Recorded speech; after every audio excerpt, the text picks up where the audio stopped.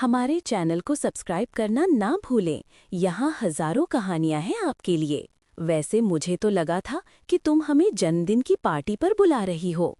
नहीं तो हम आपको पूरा बायोडाटा एक पेज पर लिखकर साथ लेकर आते, वंश बीच में बोला। उसे गुस्सा आ रहा था। वो गीत को मनाने के लिए पहले ही जी जान से लगा हुआ था, मगर उसे लग रहा था कि अब बात और बिगड़ जाएगी। क्या हुआ वंश? सभी गीत के बारे में जानना चाहते हैं। इतने टॉप बिजनेसमैन के बेटे तेगवंश राणा, जो यूनिवर्सिटी का टॉपर था, उसकी लाइफ पार्टनर कौन है? जिस तरह से तुम दोनों की शादी हुई है, मुझे लगता है तुम्हें भी इसके बारे में ज्यादा पता नहीं होगा। जो दोस्त खड़े हुए थे वो सभी देखने लगे, क्योंकि क्या हो रहा था किसी को कोई समझ नहीं आ रहा था। वंश का गुस्सा भी बढ़ने लगा था। इससे पहले वंश बोलता, गीत कहने लगी, Who told you that I have done my schooling from the government school of my village? And anyway, being from a village is not such a bad thing.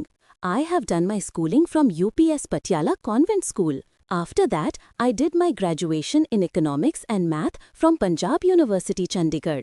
And anyway, being from a village is not such a bad thing. And the most important thing is that I don't know how the villages are in your area, but the girls of our Punjab villages are very advanced. Along with good education, we are also given good values.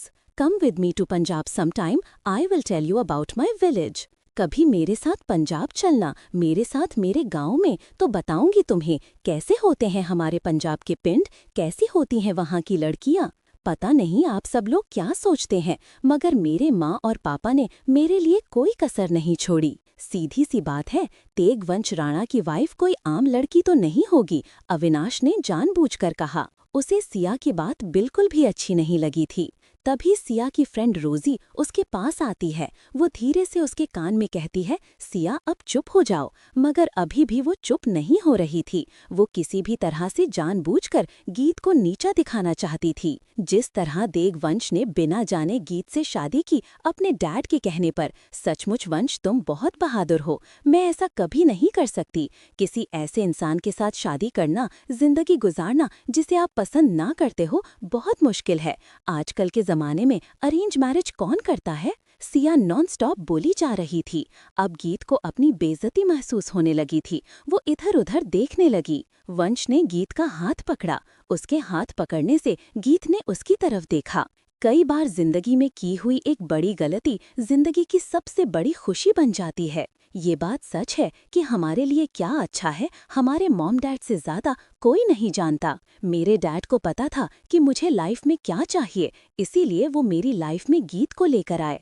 सचमुच गीत की वजह से मैं ये जान गया हूँ कि मेरे डैड मुझे कितना प्यार करते हैं। उसने गीत का हाथ छोड़कर गीत के कंधे पर हाथ रखा। आज मैं सभी दोस्तों से कहता हूँ, हमें लगता है हमारे मॉम डैड हमारे लिए गलत फैसला करेंगे और हम अपनी मर्जी करना चाहते हैं, अपनी जिंदगी अपनी मर्जी से जीना चाहते हैं। मगर मैं कहता हूँ, अपने फैमिली की बात मान लीजिए, बहुत खुश रहेंगे। कहते हुए वंश ने सभी के सामने गीत की गाल पर किस किया। और आज मैं बहुत खुश हूँ, वरना जैसा मैं हूँ आप सभी जानते हैं, मुझे हैंडल करना जरा मुश्किल था। मुझ जैसे लड़के को हैंडल करने के लिए गीत की ही जरूरत थी। कहते हुए वंश ने सभी के सामने गीत की गाल पर किस किया। उसने फिर वापस गीत की तरफ देखा। गीत, जो अभी तक उसके किस करने के शौक से ही बाहर नहीं निकली थी, वो अपने पेट पर हाथ रखकर खड़ी थी। उसके पेट में अजीब सी तितलियां उड़ रही थीं। उसे नहीं पता था कि वंश क्या बोल रहा है। बहुत टाइम हो गया, अब हमें जाना चाहिए, वंश ने गीत से कहा। गीत को एकदम से होश आया। वो उसका हाथ पकड़कर उसे बाहर ले गया। मालूम नहीं आज सिया के दिमाग को क्या हुआ है, लगता है इसे कोई दौरा पड़ा है, वंश ने गाड़ी में बैठते ही कहा। उसकी बातों पर ध्यान मत देना। वंश क्या कह रहा था उसे नहीं पता था। गीत चुपचाप बैठी थी। गीता उसके अचानक से की हुई किस में उलझी हुई थी। वंश सोच रहा था कि वो सिया की वजह से नाराज है। तभी अविनाश भागता हुआ बाहर आया। उसने गाड़ी का पिछला दरवाजा खोला और बैठ गया। मानता हूँ मैं कबाब में हड्डी बन रहा हूँ, लेकिन मैं गाड़ी नहीं लेकर आया, इसलिए तुम लोग मुझे रास्ते में छोड़ देना। वो तीनों ही वहाँ से निकल गए थे। भाभी, आपके बारे में मुझे पता ही नहीं था। इतना तो पता था कि आप पंजाब से हैं, इससे ज्यादा और कुछ नहीं पता था।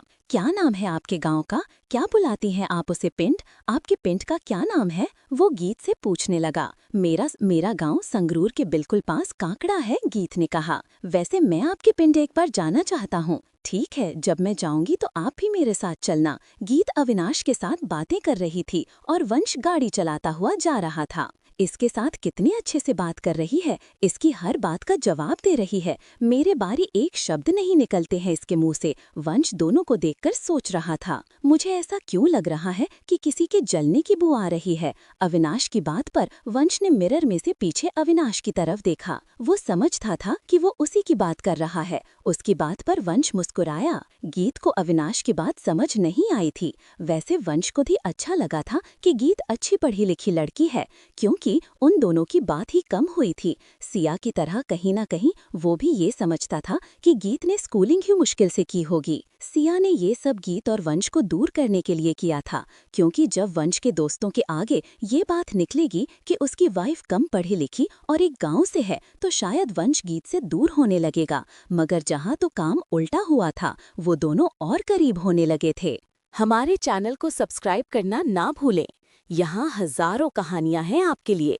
गीत को अविनाश की बात समझ नहीं आई थी। वैसे वंश को भी अच्छा लगा था कि गीत अच्छी पढ़ी लिखी लड़की है, क्योंकि उन दोनों की बात ही कम हुई थी। सिया की तरह कहीं ना कहीं वो भी ये समझता था कि गीत ने स्कूलिंग ही मुश्किल से की होगी। सिया ने ये सब गीत और वंश को दूर करने के लिए किया था, क्योंकि जब वंश के दोस्तों के आगे ये बात निकलेगी कि उसकी वाइफ कम पढ़ी लिखी और एक गांव से है, तो शायद वंश गीत से दूर होने लगेगा।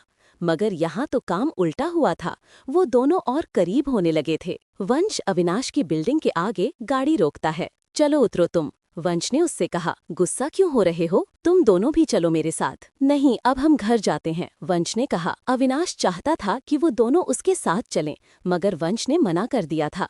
अभी उसे गीत को मनाना बाकी था। जैसे ही वो दोनों घर पहुंचे, राजवीर डाइनिंग टेबल पर ही लैपटॉप रखे हुए अपना कोई काम कर रहा था। तुम दोनों जल्दी आ गए, मुझे लगा कि लेट हो जाओगे। चेंज करके तुम दोनों यहीं आ जाओ, बातें करेंगे बैठकर, राजवीर ने उनसे कहा। वंश और गीत दोनों ऊपर जाने लगे। गीत के फोन पर उसकी फ्रेंड सिमरन का फोन आने लगा। वो वंश के सामने उससे बात नहीं करना चाहती थी, इसलिए वो फोन उठाती हुई बाहर लॉन में चली गई। वंश अकेला ही ऊपर चला गया था। मैंने तुम्हें कितने कॉल किए? सिमरन गुस्से में थी। अब उठा रही हो मेरा फोन? मैं घर से बाहर थी, मैंने इसीलिए फोन नहीं उठाया। कहाँ गई थी? तुम्हारे उस अपने पति परमेश्वर के साथ गई थी, सिमरन मजाक करने लगी। हाँ, आज वंश के एक दोस्त का जन्मदिन था, वहीं गए थे हम। अच्छा, तो फिर तुमने माफ कर दिया वंश को? अब तो वैसे भी इतने दिन हो चुके हैं, गुस्सा अपने आप खत्म हो जाता है। पता नहीं वंश के आसपास कैसे लोग हैं, सभी मुझे टारगेट करते रहते हैं। आज जो सिया के जन्मदिन पर हुआ था, वो उसे पूरी बात बताती है। तो तुम्हारे मन में अब वंश के लिए सॉफ्ट कॉर्नर हो गया है। उसने भी अच्छा किया, तुम्हारी तरफ से बात की। तो मैं तुम्हें एक सलाह देती हूँ, अगर मेरी बात मानोगी। बताओ क्या है? गीत ने कहा। तुम कल पंजाब जा रही हो? हाँ, मैंने पापा से बात कर ली है, उन्होंने कहा है कि मैं चली जाऊँ, मगर अभी तक वंश को नहीं बताया। मेरी उससे बात नहीं हुई, तो मत बताओ उसे बिना बताए ही चली जाओ। क्यों नहीं बताऊं? अब जाने से पहले मुझे बताना तो चाहिए। उसके ऑफिस चले जाने के बाद तू अपने पिंड चली जा। वैसे भी वो तुम्हारे साथ तो जाने वाला है नहीं, जाना तो तुम्हें अकेले ही है। अगर तो वो पता लगने के बाद वो तुम्हें फोन करता है और तुमसे शिकायत करता है कि बिना बताए चली गई, तब तो वो सचमुच तुम्हारी फिक्र करता है और दिल से तुमसे माफी मांगना चाहता है। अगर उसने तुम्हें फोन नहीं किया तो समझ लेना, तुम्हारा होना ना होना, तुम्हारा गुस्सा होना उसके लिए कोई मैटर नहीं करता। फिर अपनी जिंदगी के बारे में सोचना। तुम्हारे कहने का मतलब है, अगर उसका फोन आता है तो सचमुच में वंश माफी मांगना चाहता है।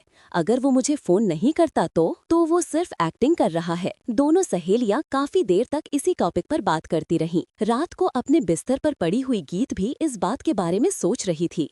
असल में उसके खानदान में किसी की शादी थी।